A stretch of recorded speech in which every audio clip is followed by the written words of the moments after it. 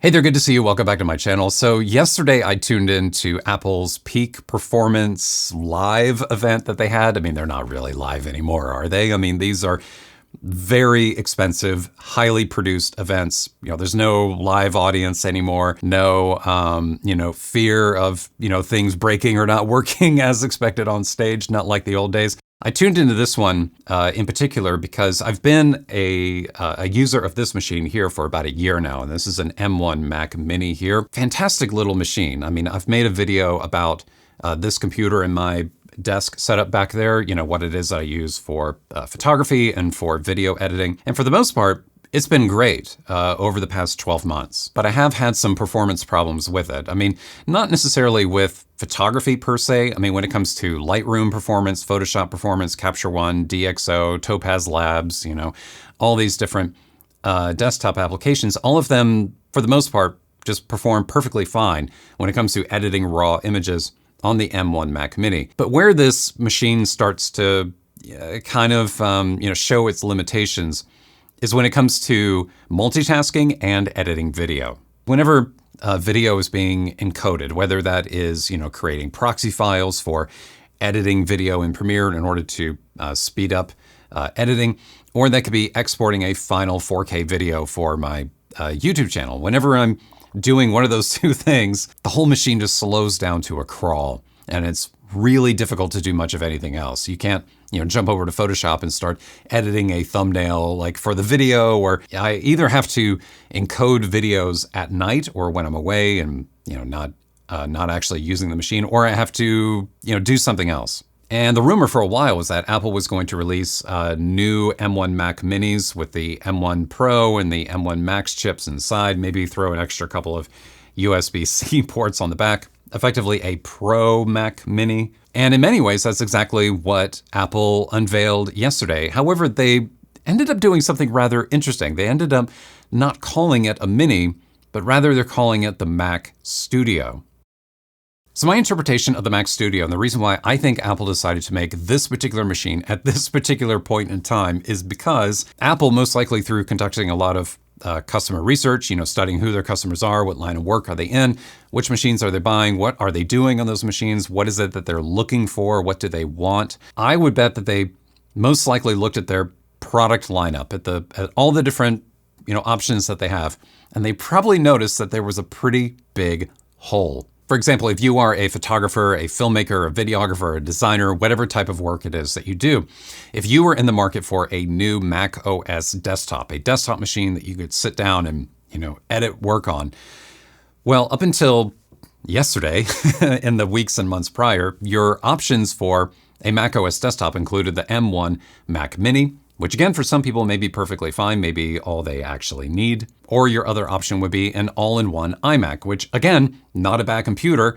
perfectly fine, I think, for a lot of people. But, in this industry, there are a lot of people, photographers, videographers, filmmakers, colorists, designers, people who want specialized displays that are not made by Apple. Like they want displays that are made by other people. For example, I use a hardware color calibrated BenQ display back here because color calibration is something that's really important to me, and I like being able to work in multiple color spaces on one display. Everything from, DCI-P3 to sRGB to Rec 709. And then there are, video editors, like people who want super wide displays, to stretch out that timeline. And then you have colorists who want reference displays. There's a lot of, people in this industry who don't necessarily want an Apple display. And there's nothing at all wrong with Apple displays at all. They make some of the best displays out there, but there are better, more specialized displays, I think, that are preferred by a lot of people. Which then leaves the last Mac desktop option, which is the Mac Pro Tower, a far more expensive machine, more powerful, sure, but also way more expensive than either the iMac or the Mini. So for creatives looking for a Mac OS desktop to do their work on, the options really weren't that great. There was a pretty big gap between the M1 Mac Mini and the all-in-one iMac, which again, because of the display thing, was probably a non-starter for a bunch of people, and the Mac Pro, that expensive Mac Pro Tower all the way out at the end, which is what ultimately led, I think, a lot of people And this was something I was certainly considering as well, to just forgetting about the desktop and just buying a laptop instead, buying a MacBook Pro laptop with the M1 Pro with the M1 Max chip inside of it, and just, getting a dock for it and all that, and just using that machine as your desktop instead. And there are obviously a lot of people who are doing that. All you have to do is look around here on YouTube and you will find tons of videos from people, comparing the specs between the Pro and the Max, which one is better for photo editing, which one is better for video, all that kind of stuff. But at the end of the day, I think what ended up happening here was that Apple ended up, kind of like reading between the lines here and looking at what people were doing. There's a term in user experience design, perhaps you've heard of, but if you haven't, it's called paving cow paths. In other words, it's the thing where you watch to see where the cows are going.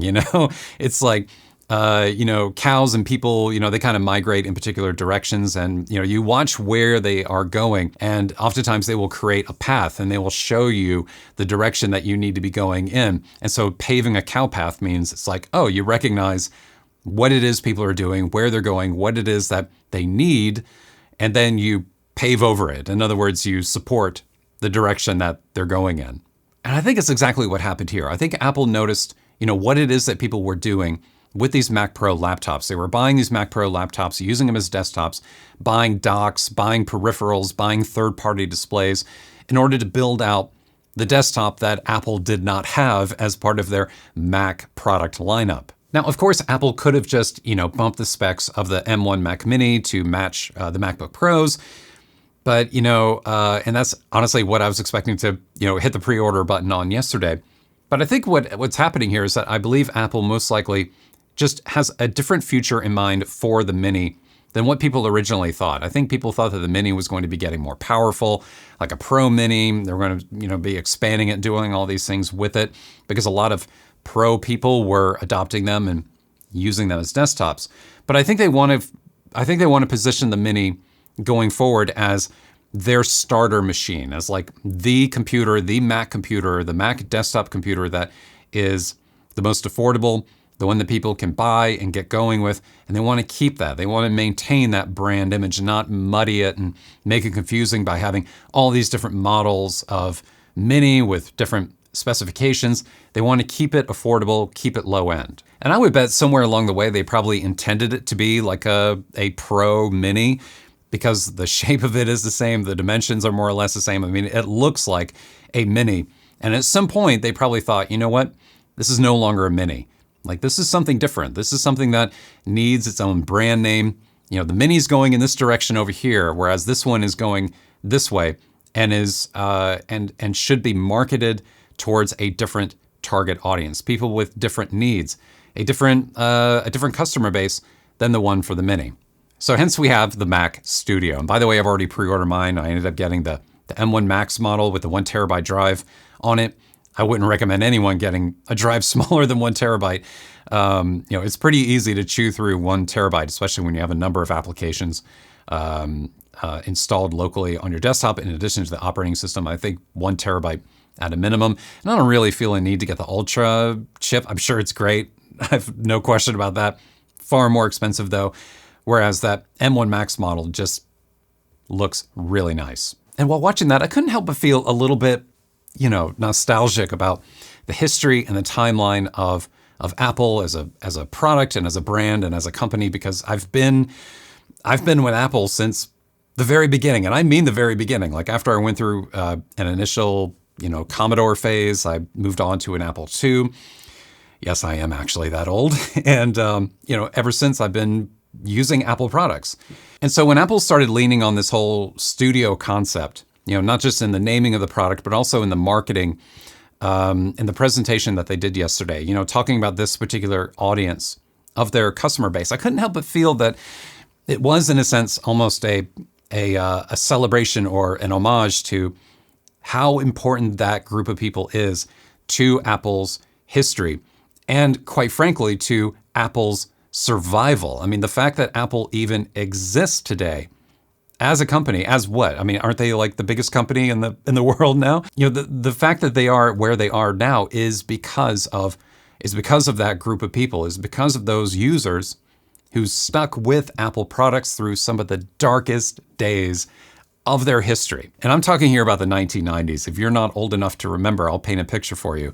I mean, during those years, the only people who used Macs, like the only people who actually had one on their desk, were the odd birds who were in the creative area of a company, like the designers, the artists, the people who were in the creative area, which was usually like this kind of dark, shadowy area in the back of a business somewhere or in the basement somewhere. Whereas the rest of the company had all moved on to the future. They had all moved on to Windows. Like IT departments would just support Windows. Like that was the future. That's where everything was going. And I mean, sure, there were plenty of people who had Macs at home, who used, Macs as home computers at that point. But I'm talking about from like a business corporate perspective. And I mean, these were the days when you would read news articles talking about how, well, Apple's got like a few $1 million, like $10 million or something, like, of cash in the bank kind of a deal. And yeah, they could probably weather this storm. They might be able to, get through. They can survive a little bit longer before Windows completely takes over. And so from my perspective, I think a big part of the reason why Apple is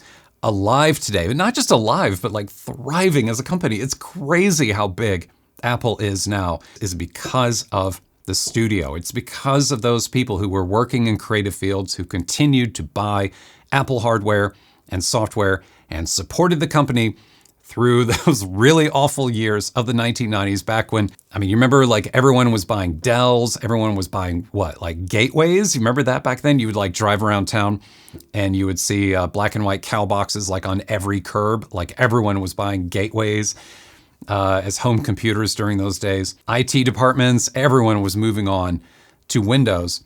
And it just seemed like any day now, the people on the creative team were going to have to relinquish their Macs, and we're going to have to adopt Windows machines.